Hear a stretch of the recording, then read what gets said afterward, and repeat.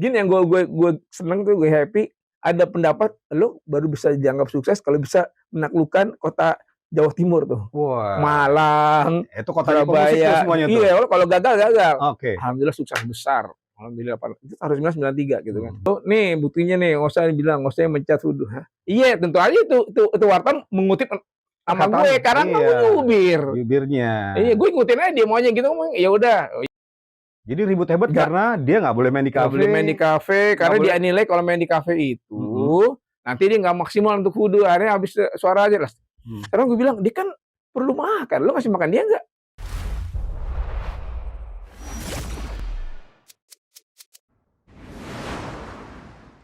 Halo pemirsa, kamu apa kabarnya? Salam sehat selalu ya. Kita berjumpa lagi hari ini, temanya tentang perselisihan antara anak-anak band ya.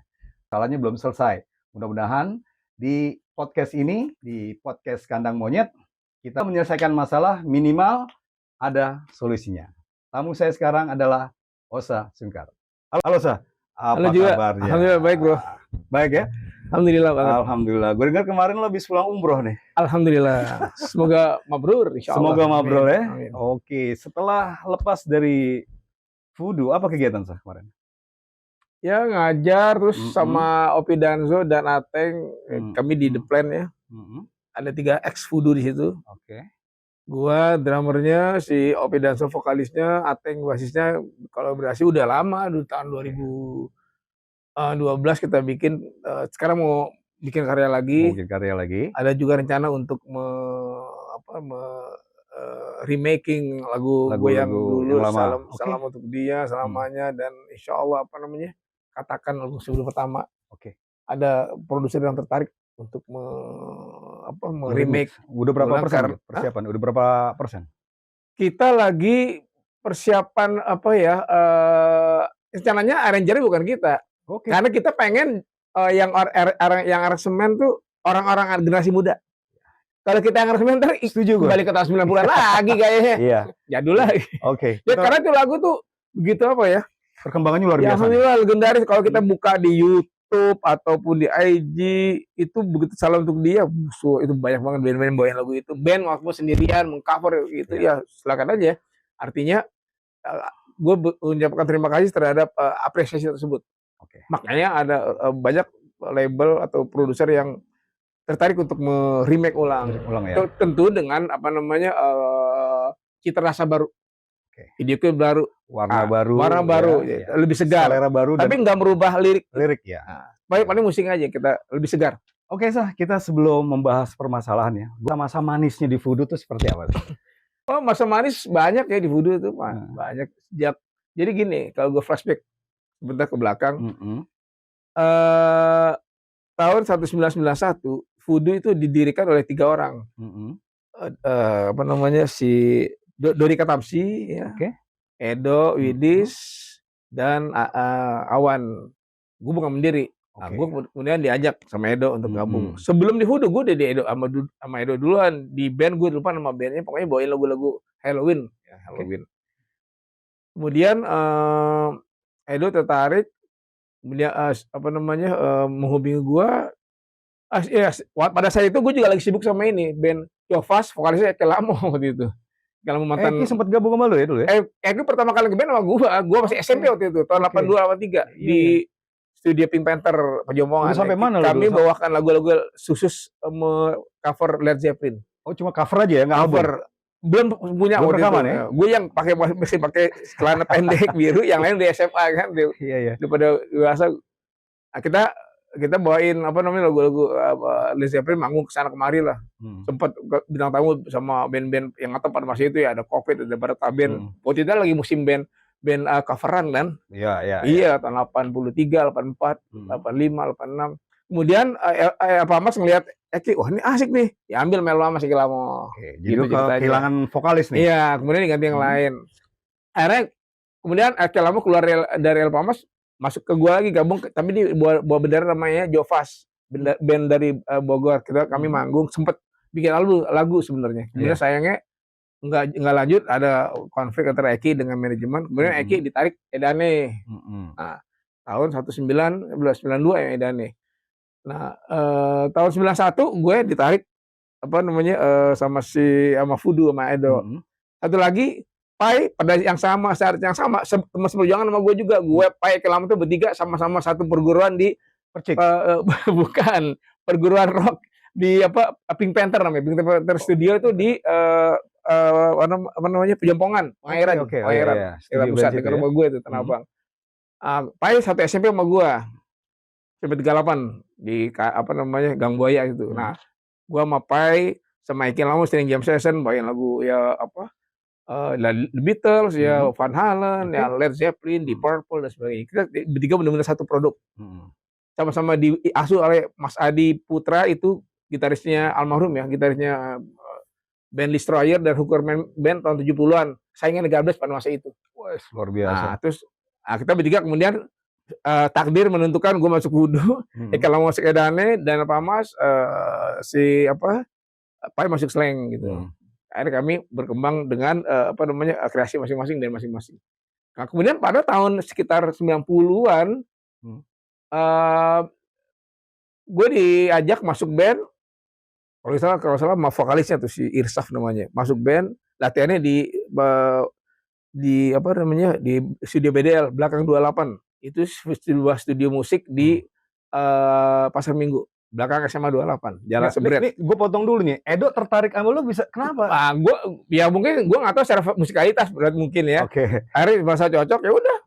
Dia datang ke rumah gue dulu. Setelah kita sering latihan ya sama si band yang bawain Halloween ini. Terus dia datang ke rumah gue nggak ada waktu itu. Dia tulis surat. Sayang surat itu hilang. Gue nawarin lo, gue pengen pakai lo, ajak lo untuk di band Fudu. Vokalisnya Dodi Katamsi, basisnya Awan, dan gue kita bawa lagu-lagu sendiri juga di samping lagu-lagu Van Halen dan sebagainya lah, kurang lebih gitu ya. Tahun berapa tuh? 1991. 1991 ya. Di tahun berdiri Fudu, di tahun itulah gue juga diajak gitu kan. Karena dia nggak ada drummer. Ya udah, gue belum okein dulu waktu itu karena gue lagi sibuk juga di masa itu gue juga ngeband. Main di kafe bawain reggae sama Edo Kodologit. Lu juga lagi padat tuh waktu itu. Lagi padat. Gue juga punya band yang cover lagu-lagu Police, terus juga punya band yang nge-cover lagu-lagu Toto dan sebagainya lah, banyak. Punya band namanya Atroker sama Krishna Prawisara, kita keyboardnya Cockpit dan sama Dave. Tapi di situ Dave sebagai bass. Sekarang dia basisnya keyboardnya Cockpit. Meng-cover lagu-lagu Genesis, King Crimson, Emerson Lake and Palmer, Yes dan sebagainya. Terus gue pikir boleh juga deh, coba deh sama Fudu. Udah ternyata cocok ya. Cocok, masuk. Kita bikin lagu sekaligus manggung, bawain Van Halen, Badlands, apalagi ya, ada Led Zeppelin juga. Tapi itu kan tahun 91. Tahun 92 kalau nggak salah ya 92 sekaligus lagi bikin lagu itu pakai minicam tuh, track multi track ya, gitu. Multi-track ya. Kaset yang kecil tuh. Belum ada digital waktu itu kan. Si Dodi ditarik sama Elpamas, masuk Elpamas lagi ngetop waktu itu. Ya udah nggak apa-apa, silakan Dodi. Ini Fudu sama si Dodi udah rekaman? Lagi bikin lagu. Bikin lagu. Dodi kemudian masuk Elpamas udah kosong kan.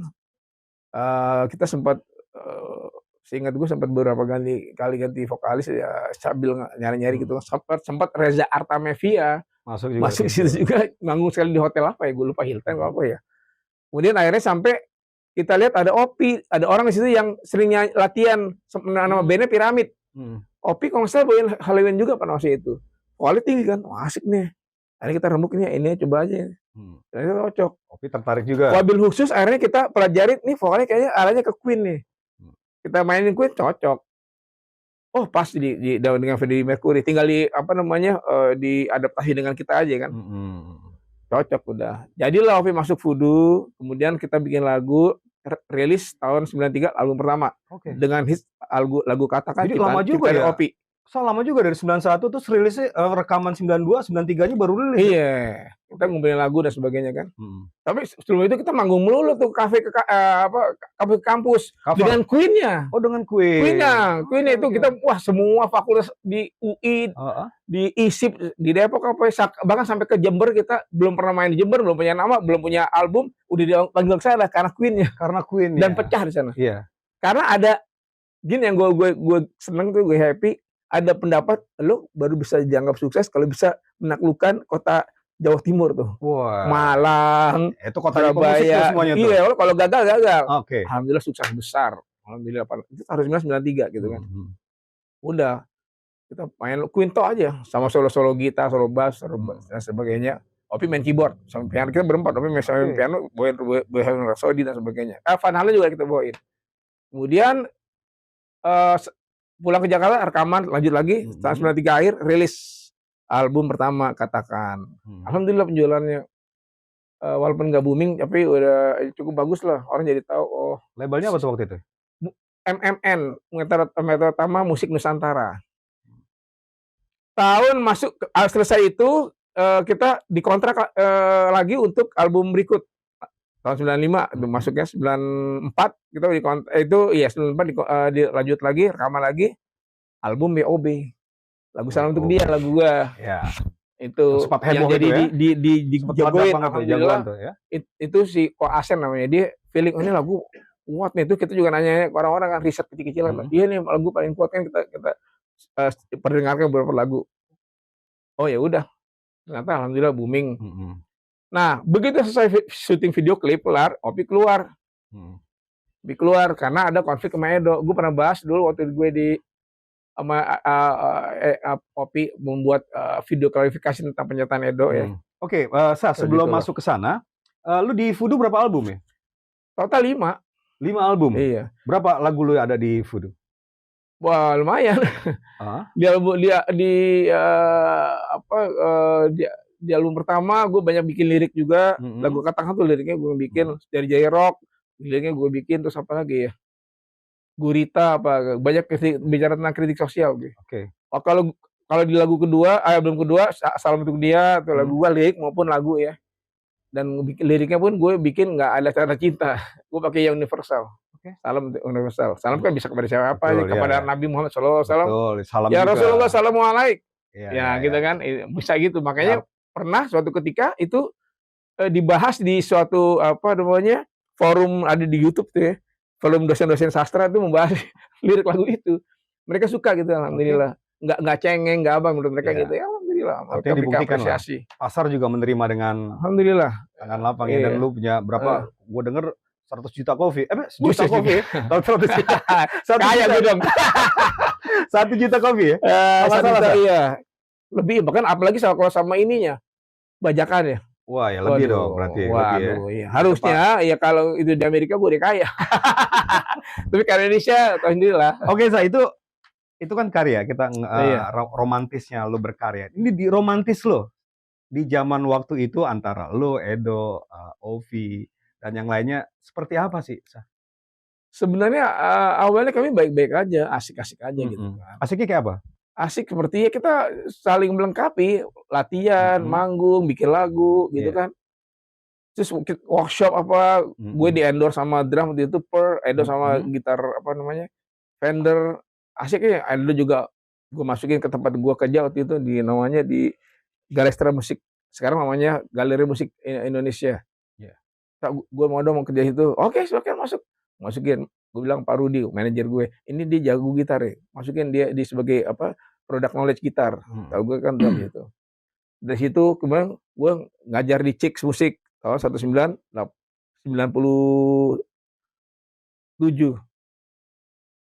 Gue udah mau di Chick, oke, gue bilang ke Pak Jimmy, bosnya, Pak ini Pak tahu kan itu kan bagus, iya masukin aja deh. Ya udah masuk, kita sama-sama ngajar, pokoknya asik. Cuma dalam perkembangannya ya itulah ada aja permasalahan, konflik gitu, gesekan-gesekan. Bukan hanya gue sama Opi juga, sama Ateng juga.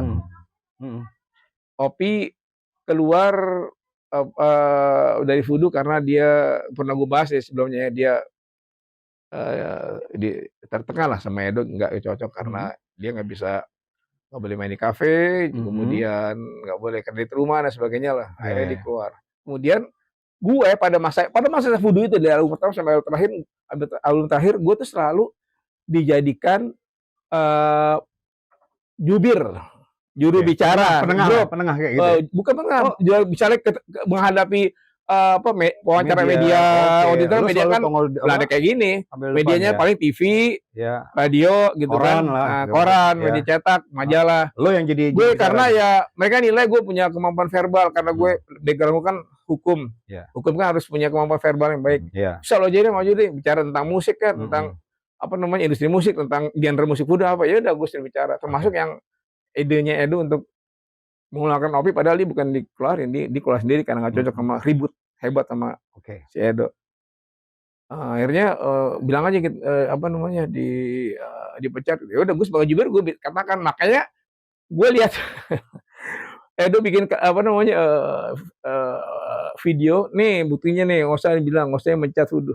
Iya tentu aja itu wartawan mengutip sama gue karena gue jubirnya. Iya gue ngikutin aja dia maunya gitu, ya udah dipecat padahal yang kejahatannya dia ribut hebat. Jadi ribut hebat karena dia nggak boleh main di kafe. Nggak boleh main di kafe karena dia nilai kalau main di kafe itu nanti dia nggak maksimal untuk wudhu, akhirnya habis suara aja lah. Sekarang gue bilang dia kan perlu makan, lo kasih makan dia nggak? Oke, kegiatan dia aktivitas grup terganggu nggak? Nggak terganggu sebenarnya kan, dia kan manggung kapan, kita latihan kapan juga nggak masalah sebenarnya. Tapi semuanya memenuhi nggak ada masalah. Kebutuhan grup gitu ya. Waktunya latihan ada waktunya show jalan nggak ada masalah waktu itu ya. Disiplin. Kemudian juga dia nggak boleh untuk ini kan pengen punya rumah sendiri. Dia tuh tinggal di rumah temannya si almarhum Angki dan almarhum supaya namanya gue lupa, teman akrabnya. Dia nggak tinggal di rumah orang tua lagi karena dia pengen mandiri. Gitu kan. Waktu itu dia masih di SMIP. SMA pariwisata gitu kan, kejuruan. Dia pengen punya sendiri, akhirnya dia umur 18 tahun, 17, 18 mungkin dia udah berani untuk kredit rumah karena income-nya dari hasil manggung di News Cafe sama Colors Band sama Second Band banyak. Akhirnya dia DP 2 juta. Ini cerita dia sendiri ya. 2 juta tahun 1995 atau 94 itu lah. Belum Krismon, gede itu segitu. Dolar masih 200 kali. Mungkin 500 juta. Nggak boleh. Dia bilang nggak boleh. Ntar lo ganggu, lo kejar-kejar utang kredit, lo nggak habis fokus. Ini dari omongan Edo sendiri nih. Iya. Kan ada si itu juga ngomong si Opi di penjelasan di video sebelumnya. Oke. Terus udah dia nurut. Opi itu orangnya nggak mau ribut. Ya udah nurut. Udah gue ngebatalin tuh. Ya udah bagus, cuma gitu jawabannya. Harusnya kan kembaliin tuh nih. Hilang. Nah gitu. Tapi Opi tuh orangnya bukan tipe frontal caci maki, bukan. Dia ondem aja, dia simpan begitu kelar kewajiban dia sampai tahap pasca produksi, yaitu bikin video klip. Baru kemudian dia secara resmi bilang mundur. Album berapa tuh? Kedua, abis album kedua ya. Jadi dia nggak ikut turnya tuh. Gue kaget, gue ke rumahnya bujuk sih mas. Aduh enggak, gue nggak bisa kerja sama Edo gitu. Kalau gini dia terletakkan gitu kan. Nah sekarang ditambah lagi dia keluar, Edo makin benci, akhirnya keluar ide dia untuk mengeluarkan seperti itulah. Nah, gue sebagai jubir sekarang disalahin, kan lucu. Kenapa? Lu pernah ngomong ke Edo nggak Do bahwa tindakan lu tuh sebenarnya menyakitkan hatinya si Opi? Iya, pokoknya pada masa itu ya. Edo terima nggak kayak gitu? Sebaiknya jangan bilang, udah mungkin karena pada saat itu ya situasi psikologinya dia lagi nggak suka sama Opi, benci gitu kan, jadi ya udahlah. Kurangnya ide itu. Nah, gue sebagai jubir cuma ngomong gitu kan. Dan lo sama dia waktu itu belum ada masalah apa-apa nih? Sebenarnya udah pernah ada masalah. Cuma kita nggak blow up keluar gitu kan. Artinya gue silent aja udah. Kayak gitulah. Akhirnya ya vokalis berikutnya si Yoyo masuk. Vokalisnya Jet Layer. Masuk ke album ketiga, selamanya meledak juga, alhamdulillah. Kemudian masuk album keempat juga, album keempat itu nggak meledak. Itu kalau album ketiga selamanya itu kan lagunya si siapa? Ateng meledak. Album keempat lagunya Edo, judulnya apa? Hitam Putih. Itu album gagal. Di album keempat nggak bagus itu penjualannya emang. Padahal harusnya waktu itu yang kita jagoin tuh lagunya Ateng yang judulnya Lagu Rindu Untukmu itu. Tapi mungkin Edo minta bagian juga karena kan dia kan belum pernah dijagoin tuh lagu-lagunya, dibikin klip. Jadi minta bagian juga. Ya udah kami ngalah, jadi silakan deh. Tapi ternyata Oke, Ya, lagu Edo nggak ada yang ini ya, nggak ada yang nonjol ya? sampai sekarang nggak ada yang apa nggak orang mungkin nggak tahu dah hitam putih nggak meledak. Oke, Kalau mau dibikin klipnya. ya ini permasalahan lu kelihatannya sama Edo nih sampai sekarang belum ada solusinya ya. Belum ada solusinya. Sebenarnya intinya apa sih? eh Ini loh, apa namanya, ini juga pelajaran untuk teman-teman yang lagi ngeband terutama generasi, junior-junior ya. Kalau kalian, apa namanya, ngeband itu jangan sampai ada, sikap, "Gue yang bikin band, gue leader, lu semua tukang cuci piring gue," gitu. Oke. "Gue leader, lo harus tunduk," dan sebagainya. Jadi dictatorship. Oke. Diktator kalau bagus kayak Ahmad Dhani sih nggak apa-apa. Bandnya keren, tapi kalau malah rusak akhirnya hancur. Sekarang akhirnya gue, Ateng, Opi bikin band The Plan ya 2000 berapa tuh? 2012 apa. Mereka kami cocok sampai sekarang. Awet, nggak ada konflik seperti di Voodoo, nggak ada. Awet aja sampai sekarang, makanya kita kerjasama makin erat. Positif semua energinya yang kita pancarkan tuh positif semua, nggak ada konflik. Kalau dulu dikit-dikit, wah orang di sidang, sama undang manajemen untuk sidang, ini salah nih. Pasti. Jadi kalau gue di The Plan itu, kami udah punya apa 3 single di YouTube ya. Yang direkam udah 13 lagu di The Plan itu. Belum kami semua keluarkan semua belum. Akhirnya kami hangat, nggak ada masalah kayak gitu. Nggak ada kasak kusuk, nggak ada. Masalah beratnya apa? Tentang apa nih Edo nih? Ya itu kayak tadi apa namanya, nah kayak misalnya gini, tahun 2013 gue keluar juga dari Voodoo. Gue udah ceritain juga di video sebelumnya. Jadi sebenarnya itu masalah gimana ya? Gue nggak setuju terhadap hasil mixing yang nggak maksimal. Oke, ini gara-gara mixing nih. Voodoo udah lama nggak punya album, nggak punya karya. Kan terakhir kita tahun 2000 tuh, The Best of Voodoo, nama albumnya The Best of Voodoo. 13 tahun kemudian kita mau tahun 2005 sempat ngerilis satu single ya, Bawa Pergi Cinta tuh. Kemudian tahun 2013 mau bikin album full. Salah satu lagunya ada yang di mixing tuh di Kalimantan. Gue denger hasilnya, aduh ini kok begini gitu loh. Bahkan anak gue yang waktu itu masih SMA, si Nuris bilang, "Bah, kok gini lagunya?" Iya semblek gitu gimana ya, nggak maksimal. Gue tahu banget, gue pernah ikut mixing sama si siapa, Anggun rekaman sama gue juga pernah, gue ikut mixingnya juga. Gue sama Diki Ardila juga pernah dan sebagainya. Gue tahu, wah ini begini nih.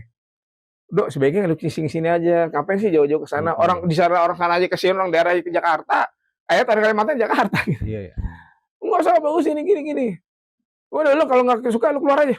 Oke. Dan gue dicaci maki abis kata-kata kebun binatang keluar semua.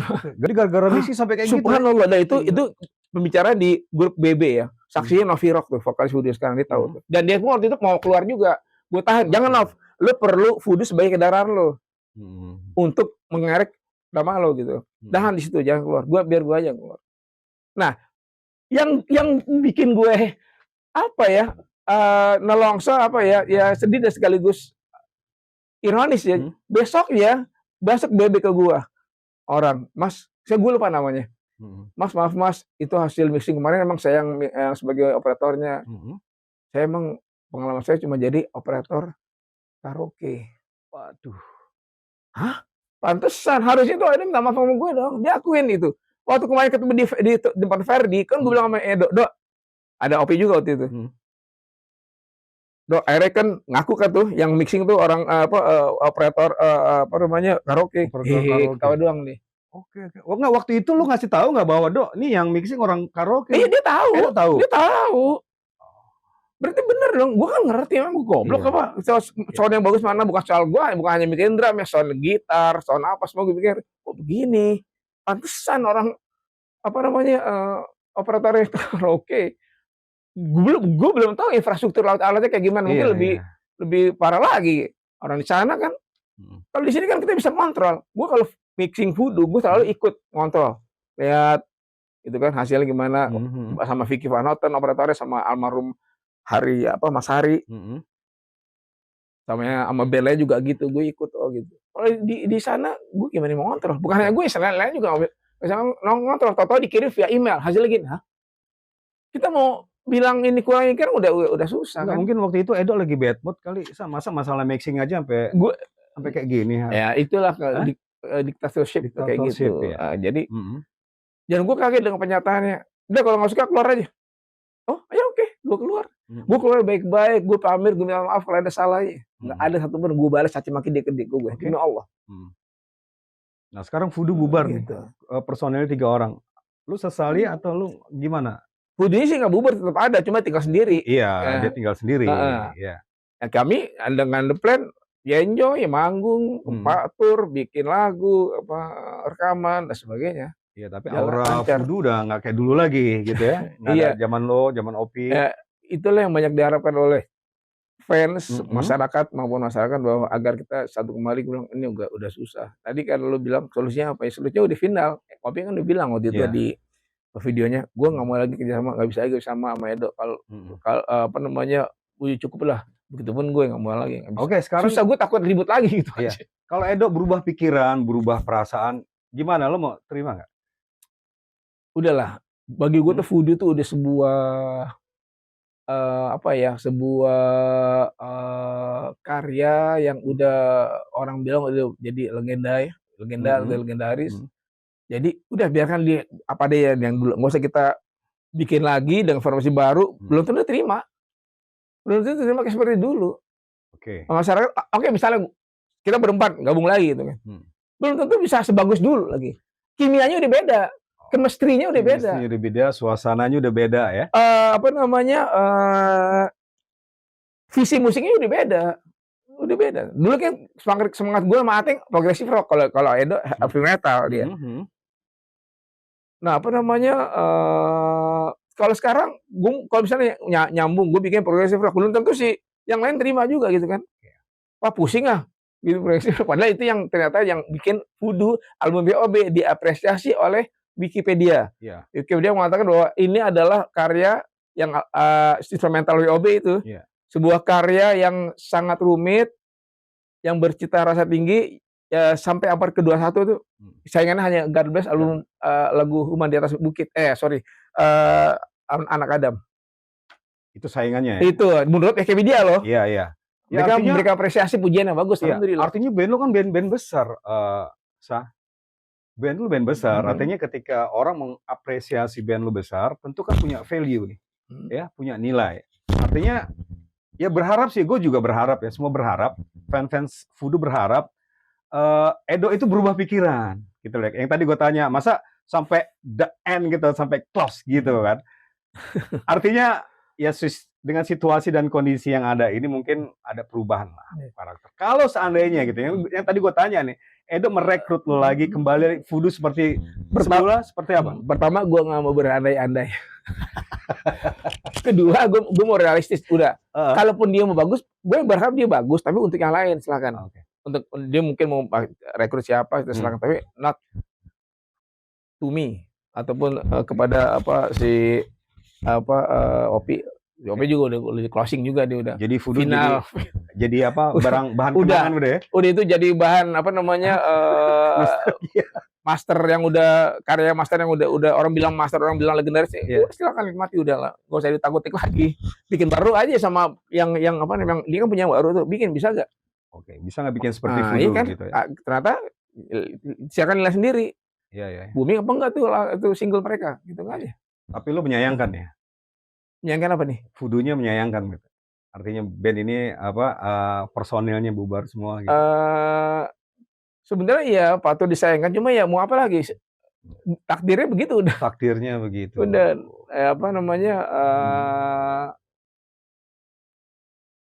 udah sulit untuk dirubah. Ya udahlah. Di dalam podcast ini lo ada pesan nggak buat Edo? Ya mungkin kan situasi dan kondisi udah berubah nih. Pesan-pesan untuk Edo nih tentang, ya ini kan kita masalah silaturahmi, persahabatan ya. Jangan gara-gara mixing bertengkarnya sampai di luar pribadi. Artinya ini masalah band, ini masalah pribadi sampai disamain gitu loh. Kira-kira apa pesan ke Edo? Pesannya ya dia nggak bersikap yang sama kepada anggota Voodoo yang lain yang sekarang nih. Yang orang Voodoo sekarang nih gue tahu baik-baik semua kok. Voodoo yang basisnya kayak itu teman gue. Arya drummernya juga teman gue, sama namanya Denny itu, Denny AJD, terus Novi Rock ya apalagi satu sekolah musik tempat cik musik tempat kita ngajar. Jadi tolong jaga mereka gitu loh. Jangan diperlukan sewenang-wenang seperti sebagaimana dia perlukan kita dulu. Ke gua, ke Opi, ke Ateng. Udah jaga loh mereka. Kalau dia kamu cabut lagi lu mau main sama siapa gitu loh. Artinya ini masalah attitude memang ya. Iya. Apa namanya yang harus dijaga akhlak gitu kan. Akhlak apa namanya harus dijaga baik-baik bahwa bukan berarti kita kalau seseorang bikin band terus dia mau seenaknya aja atau kalau nggak suka keluar. Gue yang bikin loh, gue bikin band, gue memilihnya gue leader. Ya nggak gitu-gitu banget ya. Ya Allah, itu band itu teamwork. Nggak bisa satu kecuali kalau namanya Edo Band atau Piccoli punya solo album, oh dia bisa ngomong gitu karena itu nama dia terserah. Kalau sama Genesis dia bertiga. Begitupun Van Halen atau Queen. Teamwork atau Voodoo atau Garbage teamwork. Mungkin Michael Jackson terserah deh karena karyanya dia sendiri gitu kan. Iya, kalau ini kan band, ini bukan solo album, ini band. Jadi karya nggak ada lagu salah untuk dia nggak jalan juga. Nggak ada lagu apa namanya si Opi atau si Ateng.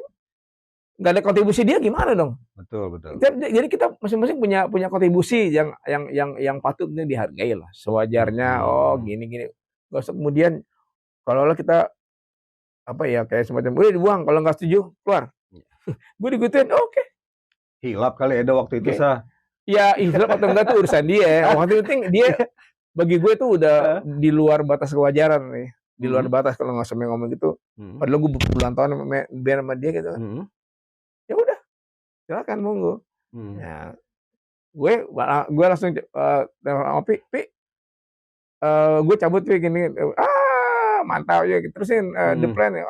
Kita langsung fokus The Plan sampai jadi 13 lagu rekaman di tempatnya Fajar, C3 album studionya sama di beberapa tempat lain. Jadi lagu. Jadi setelah Voodoo bubar, persahabatan sama Edo bubar juga gitu. Kalau pertemanan sih gue rasa nggak masalah, tapi dalam hal musik gitu. Musik, iya. Si Opi juga bilang sebagai teman as a friend, no problem. No problem. Tapi sebagai kerja musik udah nggak bisa ya, udah nggak bisa. Aduh nggak ada, kita punya traumatis. Oke. Kita punya traumatis itu, apa namanya pengalaman yang bikin kita, wah ini bahaya nih. Aduh jangan deh daripada ribut, udah deh. Just friend aja deh, temenan doang. Jadi sampai sekarang masih berteman sama dia? Masih komunikasi? Komunikasi enggak ya, karena dia sibuk, gue juga sibuk dan sebagainya, ya enggak jarang gitu. Dulu waktu apa namanya tahun 2005 tiba-tiba dia nelfon gue ngajaknya Voodoo. Oke deh, gue masih waktu itu udah ribut juga. Masalah apa gitu le. Oke, gue masih terima deh. Tapi begitu yang terakhir ini 2013, wah ini kacau nih. Dia nggak bisa, dia udah nggak bisa nggak ada obatnya obatnya ya udah di end aja udah. Ya karena ya susah kalau dipaksain itu.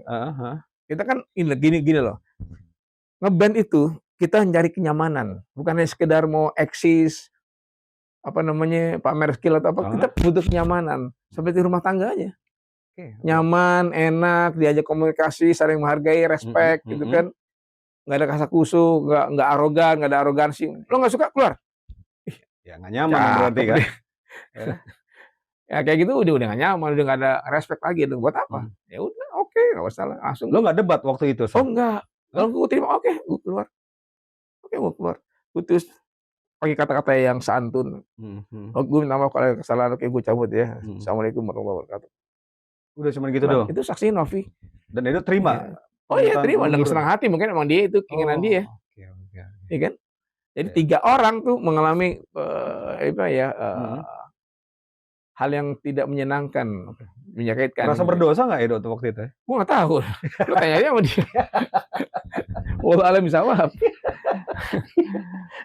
Nggak berdosa atau nggak ada merasa penyesalan gitu kan? Biasanya kan rindu nih sama teman-teman ngeband lagi. Ya, lo nggak pernah nanya gitu? Dulu sebenarnya Api udah mau bikin itu yang apa namanya karena ada produser yang mau bikin kita AO yang mau tampilkan kita lagi untuk tour dan sebagainya. Kemudian kan Edo malah apa ya jadi ribut sama Opi kan. Ini masalah lagu sah. Hak kepemilikannya gimana nih? Voodoo atau ke lo nih? Gini loh, secara juris hukum, hak cipta sebuah lagu itu melekat pada individu si pencipta sebagai subjek hukum, bukan band. band itu adalah organisasinya. Jadi makanya gini, gue kasih semacam ini ya, pencerahan ya. Tolong kalau kalian tulis misalnya gini, lagu gue sering ngeliat nih, lagu Sumber Hitam atau kan karya itu tuh, karya siapa namanya, Doni Fata, atau lagunya Rumah Kita. Iman Nantoro, judulnya apa? Rumah Kita, ciptaan God Bless. Salam untuk dia, ciptaan Voodoo. Ciptaan Voodoo, ciptaan orangnya lah. Kalau Rumah Kita contoh yang tahu, salam untuk dia, ciptaan Nocha Sungkar. Itu namanya prinsip individualisme. Di Amerika tuh penghargaan bukan individualis. Individualis itu sikap egois. Tapi individualisme itu sebuah prinsip menghormati hak individu orang tersebut terhadap sebuah karya. Bukan hanya bilang musik, ya komputer, teknologi, dan lain-lainnya. Dia harus dihargai. Ya. Dia sangat menghargai itu. Nggak ada di sana tuh Jam by Van Halen. Jam, lagu Jam. Van Halen. Enggak, itu kan lagu siapa? Kalau nggak salah si Eddie Van Halen. Misalnya atau lagunya siapa gitu. Ditulis di subjek hukumnya. Sebagaimana ada di draft perjanjiannya antara si komposer dengan labelnya. Penciptanya kayak Salam Tiap Penyanyi, ya Nocha Sungkar. Bukan Voodoo. Jadi produser kontraknya kontrak album, bukan yang lagu ya? Iya, kontraknya gini. Kalau kontrak per lagunya, tentu si penulis, komposer dengan si labelnya gitu. Kayak Salam Untuk Dia, gue ada sama si pihak waktu itu Musika ya, Musik Plus. Ciptaan Nocha Sungkar gitu kan. Diciptakan oleh lirik Nocha Sungkar dan sebagainya gitu. Begitupun lagu yang lain, lagu Edo, lagu apa ditulis nama dia, bukan nama Voodoo. Itu merugikan sekali. Voodoo siapa? Kalau Voodoo bubar hilang dan sebagainya gimana? Siapa ahli warisnya gitu kan? Dan itu ingat, itu hanya organisasi gitu kan. Ini bukan sebuah individu yang menciptakan atau mengkompos sebuah lagu. Itu tetap hak cipta jatuh kepada komposer sebagai subjek hukum nih. Individunya. Makanya disebut prinsip individualisme. Di Amerika hal itu sangat dihargai. Makanya di sini ya, lo tahu kan lagu itu Rasa Sayangnya kan? Diklaim kan Malaysia. Karena apa? Karena nggak ditulis no name NN, nggak tulis nama penciptanya itu. Semua orang bisa pakai dong. Iya, itu nggak boleh gitu. Nah, memang salah si penciptanya mungkin gini. Orang kita tuh mungkin masih itu gue lebih awam lah, gue lihat masih awam, mungkin juga sikap feudalisme. Nggak usah tulis nama gue deh, bukan lo profile rendah hati. Lu nggak bisa rendah hati, bro. Nggak bisa orang kayak gitu. Lu rendah diri, nggak boleh gitu, nggak tulis namanya, nggak usah. Karena begitu di klaim orang ngamuk. Iya kan, betul. Bukan hanya lagu itu aja, banyak lagu lain juga. Kita menuntut juga susah. Iya. NN, no name susah. Nah itu belum paham dengan dan karena terlambat paham individualisme, terlambat masuk ke Indonesia gitu. Apalagi udah ditambahnya sikap Indonesia yang nggak usah deh. Terus nama gue nggak mau sombong. Bukan salah sombong nih, hak. Masalah hak. Islam juga ngajarkan hak ini harus dibela. Itulah pelajaran lah buat kita. Iya, bukan kita mau ngotot-ngotot nama itu. Bukan, hak kan ciptaan lo. Sama aja kayak kita punya rumah nih. Sertifikatnya ada sama siapa? Harus punya lo misalnya. Nama lo kan? Apa? Nggak usah tulis nama gue, nama aja tulis aja warga RT. Ya, dimiliki semua dong warga. Iya. Itu hak cipta. Itu ya sertifikatnya yang megang si penciptanya gitu. Bukan band. Itu orang harus tahu itu. Oke, obrolan kita ini kan kita bukan menyudutkan orang ya. Tetapi kita menjelaskan permasalahan itu sejelas-jelasnya gitu kan. Ya mungkin ini cerita dari lo menjelaskan apa adanya nih tentang lo hubungan lo dengan Edo dan Voodoo gitu ya. Ya mudah-mudahan pemirsa yang nonton video juga bisa ngasih pandangan lah ya. Kalau kita juga nggak enak juga ya, siapa yang salah siapa yang benar ya. Biar sejarah yang menilai. Biar perbincangan ini ya pemirsa lah yang nilai. Silakan tulis komen di bawah ini gitu ya. Gitu sah. Mudah-mudahan pembicaraan ini ada solusinya dan orang lebih jelas gitu. Lebih clear tentang permasalahan antara Osa, Voodoo dan Edo ya. Mudah-mudahan sih harapan kita semua ya bisa damai-damai aja gitu. Sebelum closing, mumpung ini mau pergantian presiden baru tentu kan bikin formasi kabinet baru kan. Tolong dibikin kabinet khusus, ada Kementerian Seni dan Budaya. Ya. Seni dan budaya, jangan di seni numpang di Ristek, riset dan teknologi, Jangan dicampur-campur gitu. Oke. Kita bikin itu Yang ya. biar fokus ngurusin seni. Misalnya siapa, tentu seniman juga kan. Siapa yang capable di bidangnya kan. Oke, ini masalah apa? Menteri Kesenian nih. Ntar kita bahas di video berikutnya saya. Lebih mendalam lagi. Sip. Oke, demikian pembicaraan saya dengan Osa Sukar. Mudah-mudahan ada hikmahnya. Tonton terus video kami ini di Kandang Monyet Official